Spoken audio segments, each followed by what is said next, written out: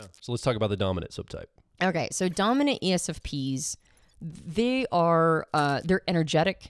I mean, in some ways, I think dominant ESFPs and creative ESFPs are more the stereotype that we get about these types. Yeah. So this is going to be more of a stereotypical ESFP that comes to your mind. Energetic, optimistic, outgoing, confident, energizes a room with charisma.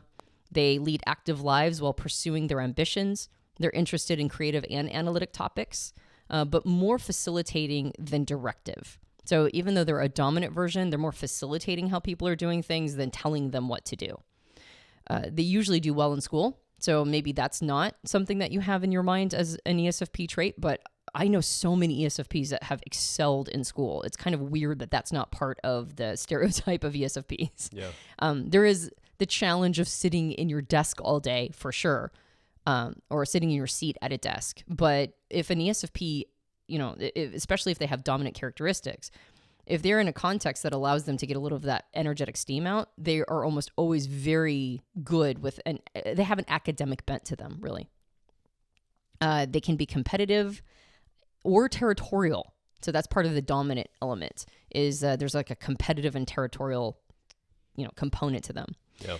So taking all of these characteristics, together, that they have a more in charge style. They usually have strong physical presence. They're active hands-on learners. They're usually tactful and friendly communicators with fairly good self-control. They move through problems with step-by-step problem solving, hands-on problem solving to figure things out. And they tend to be quite popular.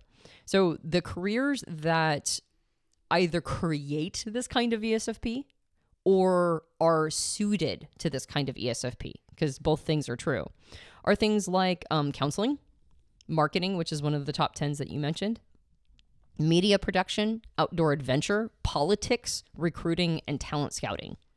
These are good for them because they have a high ability to read other people. And so the dominant ESFP type is tuned into others as well. And they're usually good at reading people and getting through a situation using that charisma. So politics is a good one. And as mentioned, and talent scouting is a good one. What's nice about this list too, I don't think we mentioned this before, but what's nice about this list is it's not just things that would suit this type, but when Dario was doing his interviews with people, part of the intake was what career are you already, in? And so these were some of the careers listed for people who have this dominant flavoring of ESFP. So he would basically, what you're saying is he would bring them in, ask them their career, hook them up to the brain scan EEG machine, watch their brain pattern, and he noticed a clustering of these careers based on the patterns of the brain that would light up. Right, exactly. And in fact, all four of these, it was based on brain patterns. Mm-hmm.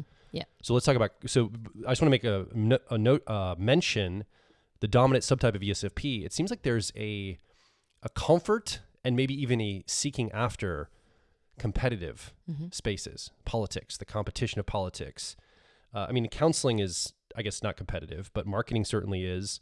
Media, you're looking for eyeballs, attention. Even recruiting, you're looking for the best talent. So it's a lot of like hunting, gathering, competitive, like assertion, energy, like make something happen in the world, get it done, make this thing more than it was, et cetera, et cetera. But again, it's more facilitating than directive. Sure. So I think a person who's a dominant ESFP certainly can be directive and bark orders.